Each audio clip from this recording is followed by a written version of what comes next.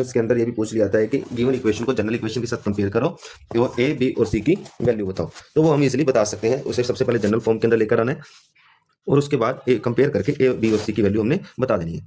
पर इस चीज का ध्यान रखना है, बच्चे गलती कहाँ करते हैं? बच्चे गलती यहाँ करते हैं, X plus Y is equal to 4 compare कर देंगे इसी के साथ। इस 4 को मूव नहीं करवाएंगे, डायरेक्ट कंपेयर कर देंगे। ए की जगह पे 1 लिख देंगे, बी की जगह पे 1 लिख देंगे और सी की जगह पे 4 लिख देंगे, जो कि क्या हो जाएगा? गलत हो जाएगा। क्योंकि कंपेयर करने से पहले हमें इस 4 को इक्वल की तरफ मूव करवाना पड़ेगा ताकि एक स्टैंडर्ड फॉर्म के अंदर आ सके। इस इक्वेशन की फॉर्म और इस इक्वेशन की फॉर्म दोनों मैच करनी चाहिए। चलिए अब हम इसके पॉइंट्स निकालते हैं, एक्स और वाई की वैल्यू निकालते हैं। हम कितनी वैल्यूज निकाल सकते हैं? इसके लिए हम एक टेबल बना लेते हैं, एक्स वाई। आप अपनी तरफ से कोई भी वैल्यू ले सकते हैं। अगर मैंने एक्स की जगह 0 रखा, एक्स की जगह 0 रखूंगा तो 0 प्लस वाई इजिकल टू 4, यहाँ से वाई की वैल्यू मुझे कितनी मिल जाएगी? 4 मिल जाएगी। सिमिलर वे अगर मैं एक्स की जगह 1 रखता हूँ, यहाँ से वाई की वैल्यू मुझे कितनी मिल जाएगी? 1 plus Y is equal to 4, Y की वैल्यू आ जाएगी 3 सोल्व करने पे। अगर एक्स की जगह 2 रखूंगा, वाई की वैल्यू 2 मिल जाएगी। एक्स की जगह 3 रखूंगा, वाई की वैल्यू 1 मिल जाएगी। आप इक्वेशन पुट करते जाइए, एक्स की वैल्यू उसके अकॉर्डिंग आपको वाई की वैल्यू मिल जाएगी। यहाँ पे हमने सिर्फ 4 सोल्यूशन निकाले हैं, आप इनफाइनाइट मैनी सोल्यूशन निकाल सकते हैं। एक्स की वैल्यू कुछ भी रखते जाइए, आपको वाई की वैल्यू मिलती जाएगी। चलिए इन पॉइंट्स को ड्रॉ करके देखते हैं। हमारे पास एक्स 0 है, वाई कितना है? 4। एक्स 0 वाई 4, तो हमारे पास जो पॉइंट बनेगा वो ये बन जाएगा।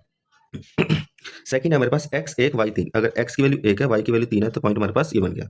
थर्ड एक्स भी 2 वाई भी 2, एक्स भी 2 वाई भी 2, पॉइंट हमारे पास ये बन गया।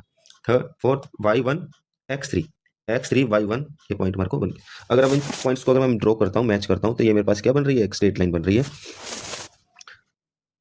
इसी तरह आप किसी भी इक्वेशन को अगर ड्रॉ करोगे, उसके पॉइंट्स निकालोगे, सोल्यूशन निकालोगे, उनको प्लेन के ऊपर ड्रॉ करोगे, तो आपके पास हमेशा ही स्ट्रेट लाइन बनेगी। चलिए कुछ और एग्जांपल से देखते हैं, कुछ स्पेशल केसेस हैं इसके अंदर जो हमारे को समझने हैं।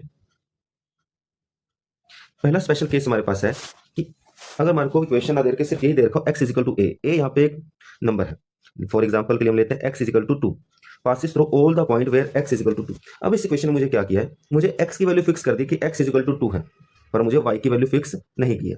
वाई की वैल्यू मैं कुछ भी ले सकता हूँ। अगर मुझे इसके पॉइंट्स ड्रॉ करने हैं, मुझे क्या बोला गया कि X is always equal to 2, X 2 रहेगा, एक्स चेंज नहीं होगा। वाई की वैल्यू मैं कुछ भी ले सकता हूँ, कुछ भी। अगर वाई की वैल्यू 1 लेता हूँ, वाई की वैल्यू 2 ले लेता हूँ, वाई की वैल्यू 4 ले लेता हूँ, उससे फर्क नहीं पड़ेगा। आप कोई भी पॉइंट लीजिए, मुझे इक्वेशन में बस यही बोल रखा है एक्स इजिकल टू 2। अगर मैं इसको ड्रॉ करता हूँ, एक्स कितना है? 2, वाई कितना है? 1, पॉइंट क्या बनेगा? एक्स कितना है? 2, वाई कितना है? 1, तो पॉइंट हमारे पास बन गया ये x2 y2, x2 y2, x3 y4, x2 y4। ये इन पॉइंट्स को अगर मैं मैच करूंगा, तो जो लाइन बन रही है वो पैरेलल बन रही है किसके? y एक्सिस के। तो ऐसे सभी पॉइंट्स जहां पे x की वैल्यू को फिक्स कर दिया जाए, x की वैल्यू क्या कर दिया जाए? फिक्स कर दिया